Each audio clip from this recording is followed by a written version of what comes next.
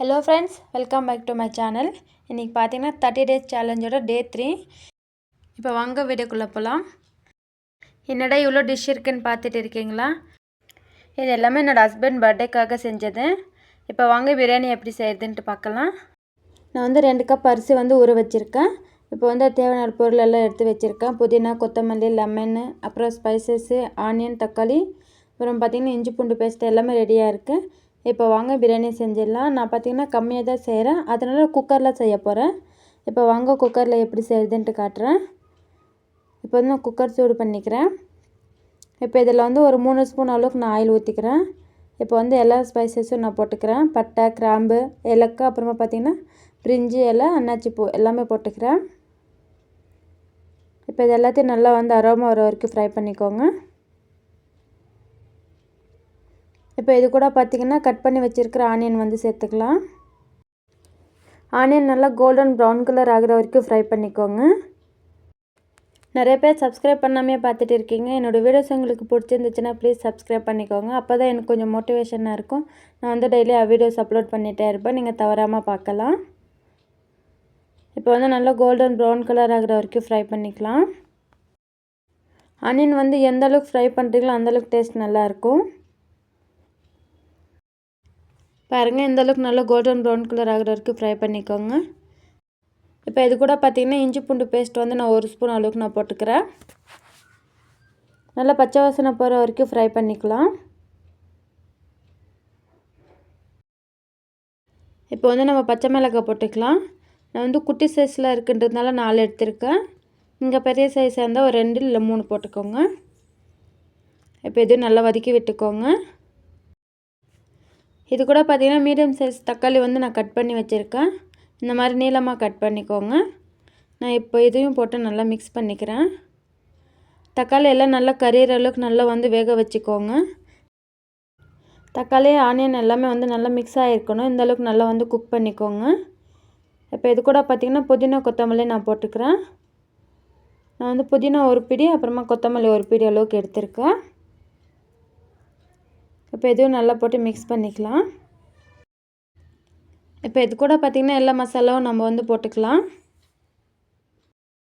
நான் பார்த்திங்கன்னா காரம் வந்து கொஞ்சம் கம்மியாக தான் சேர்த்து நான் செய்கிறேன். உங்களுக்கு ஏற்ற மாதிரி நீங்கள் போட்டுக்கோங்க. ஏன்னா எங்கள் வீட்டில் சின்ன பசங்க இருக்காங்க, ரொம்ப காரம் வச்சுட்டு அவங்களால சாப்பிட முடியாது. அதனால் நான் வந்து 1.25 ஸ்பூன் அளவுக்கு நான் வந்து மிளகாத்தூள் நான் போட்டுக்கிறேன். இப்போ வந்து 1 ஸ்பூன் அளவுக்கு நான் வந்து தனியாத்தூள் நான் போட்டுக்கிறேன். இப்போ இது கூட பார்த்திங்கன்னா கரம் மசாலா நான் வந்து 1 ஸ்பூன் அளவுக்கு நான் போட்டுக்கிறேன். நான் வந்து வீட்டில் இருக்கிற மசாலா வச்சு தான் பிரியாணி செய்ய போகிறேன். இதில் பார்த்திங்கன்னா பிரியாணி மசாலா அந்த மாதிரி எதுவும் இருக்காது. நம்ம வீட்டில் என்ன தனியாத்தூள், மிளகாத்தூள் அந்த மாதிரி தானே இருக்கும், அதை தான் நான் போட்டு செய்ய போகிறேன். இப்போ வந்து 1 ஸ்பூன் அளவுக்கு நான் உப்பு போட்டுக்கிறேன். இப்போ இது எல்லாத்தையும் நல்லா மிக்ஸ் பண்ணிக்கோங்க. நான் வந்து ஃபுட் கலர் எதுவும் சேர்க்காம தான் செய்ய போகிறேன். உங்களுக்கு தேவைப்பட்டுச்சுன்னா நீங்கள் போட்டுக்கலாம். இப்போ இதில் வந்து 1 லெமன் வந்து நான் புழிஞ்சு எடுத்திருக்கேன். அதோட ஜூஸ் நான் வந்து ஊற்றிக்கிறேன். 1 ஸ்பூன் அளவுக்கு லெமன் ஜூஸ் இருக்கும். இப்போ வந்து ஒரு 2 ஸ்பூன் அளவுக்கு நான் வந்து தயிர் போட்டுக்கிறேன். எல்லாத்தையும் நல்லா மிக்ஸ் பண்ணிக்கோங்க.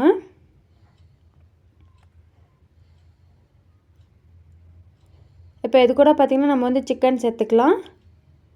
சிக்கன் சேர்த்து ஒரு 5 மினிட்ஸ் நல்லா வந்து வேக வச்சுக்கோங்க. இப்போ வந்து நம்ம வந்து சிக்கன் போட்டுக்கலாம். சிக்கன் போட்டு ஒரு 5 மினிட்ஸ் நல்லா வந்து வேக வச்சுக்கோங்க. அப்போ தான் வந்து எல்லா மசாலாவும் வந்து சிக்கன் வந்து அப்சர்வ் பண்ணிக்கும், டேஸ்ட்டாக இருக்கும் சாப்பிடும்போது. இப்போ இது எல்லாத்தையும் நல்லா மிக்ஸ் பண்ணிக்கோங்க.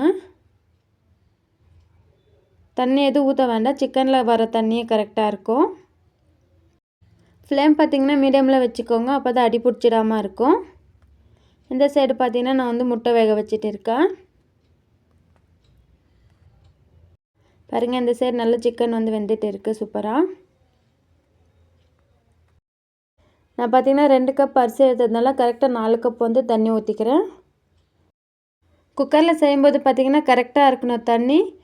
கொஞ்சம் எக்ஸ்ட்ரா தண்ணி ஆனாலும் கொழிஞ்சிடும் பிரியாணி பார்த்திங்கன்னா.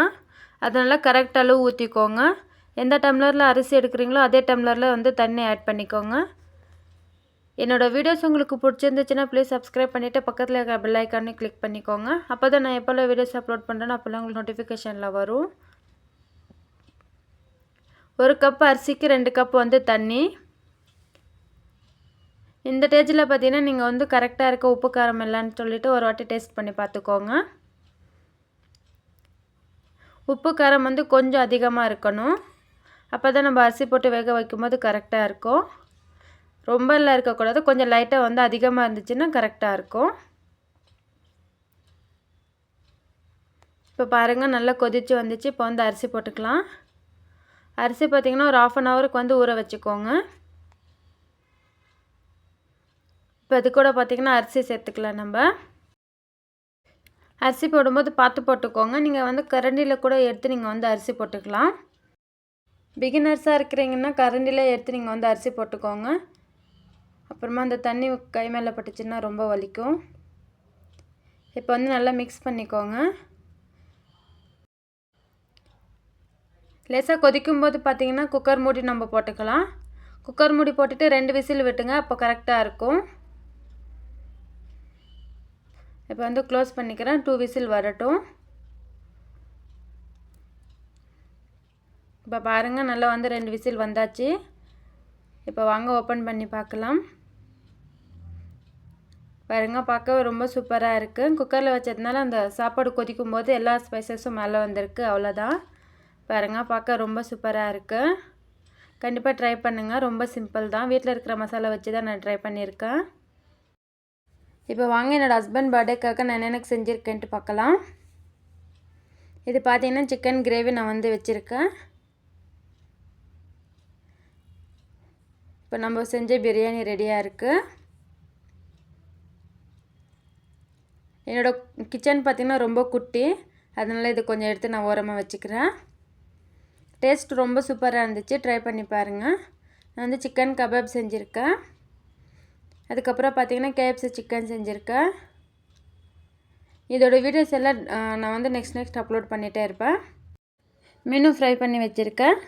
அப்புறமா பார்த்திங்கன்னா முட்டை ரெடியாக இருக்குது. அப்புறம் பார்த்திங்கன்னா தயிர் பச்சடி செஞ்சு வச்சுருக்கேன். ஸ்வீட்டுக்காக பார்த்திங்கன்னா குலாப் ஜாமுன் செஞ்சுருக்கேன். ஹஸ்பண்ட் பர்த்டேக்காக இது தான் நம்மளால் கொடுக்க முடியும், கிஃப்டெல்லாம் கொடுக்க முடியாது. அதனால் என்னால் முடிஞ்ச கிஃப்ட் இது தான். இதுதான் என்னோடய பர்த்டே கிஃப்ட் என்னோடய ஹஸ்பண்டுக்கு. நீங்கள் இந்த மாதிரி செஞ்சுருக்கீங்களான்னு சொல்லிட்டு கமெண்ட் பண்ணுங்கள். Okay friends, 30 days challenge day 4ல் நான் வந்து பார்க்குறேன். பாய்.